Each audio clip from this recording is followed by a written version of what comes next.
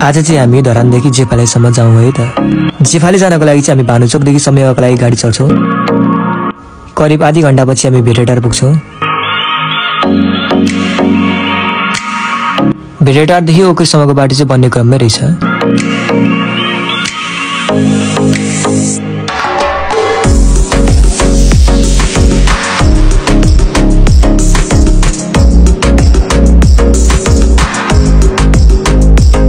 अनि हामी ओख्री हुँदै डाँडा बजार पुग्यौँ। अहिले चाहिँ हामी डाँडा बजार गरेर रानीताल आइसकेका छौँ। अहिले चाहिँ हामी समयवा भन्ने ठाउँमा आइपुगेका छौँ। समयवादेखि बिहिबारेसम्म हाम्रो ट्रेकिङ सुरु हुन्छ। हामी पुग्दा 5:30 भइसकेको थियो र हामीलाई टावर चढ्न उचित लागेन।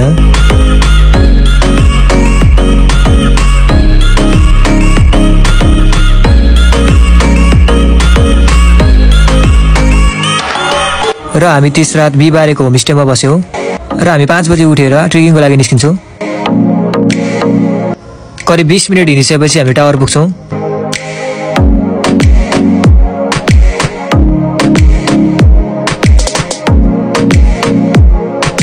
यहाँबाट विभिन्न हिमालहरू आफ्नै आँखाबाट हेर्न सकिने रहेछ।